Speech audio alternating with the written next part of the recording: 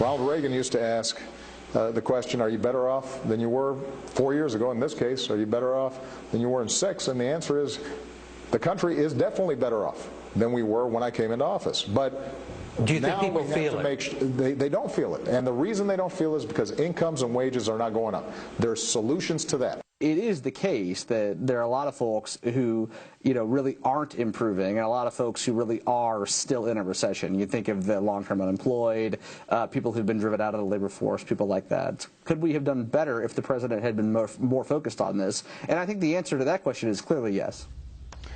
Are we better off than we were when the president took office almost 6 years ago? Some bullet points here from a new study out.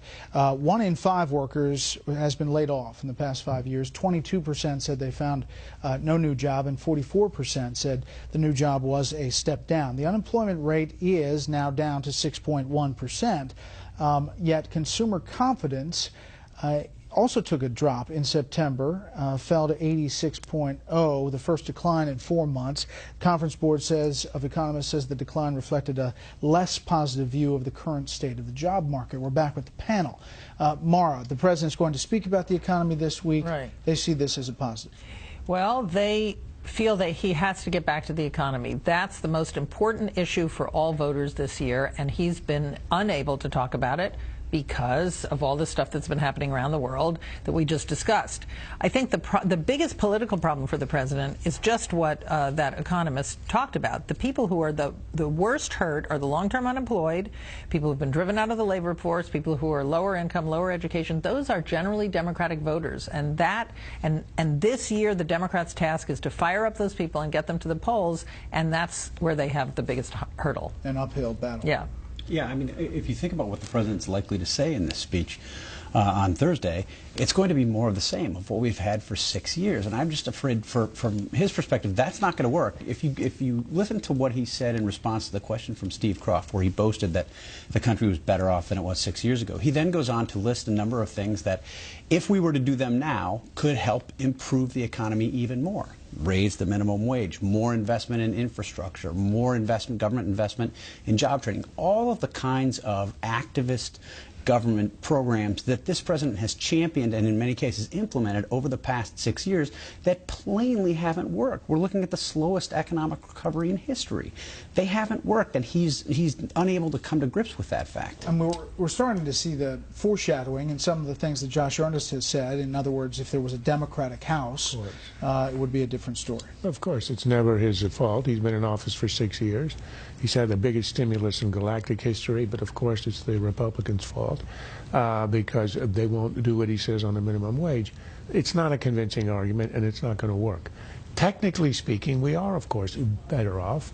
Obama took office in the middle of a financial collapse. We had a stark drop, shocking drop in the stock market. It lost half the value. We had a sharp increase in unemployment. It was a calamity. There was a point where the money market funds themselves, people had doubt that it was stable. And of course we've improved on that, but that's a very low bar. The reason that we are not better off in people's perception is because of where we should be 6 years in. As Steve said, it's the most anemic recovery at least since the Second World War.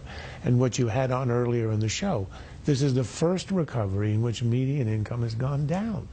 So you talk about wages. This is a stagnant economy, way below where it should be, arguably, as conservatives would argue, because of overregulation, overtaxation, intrusiveness.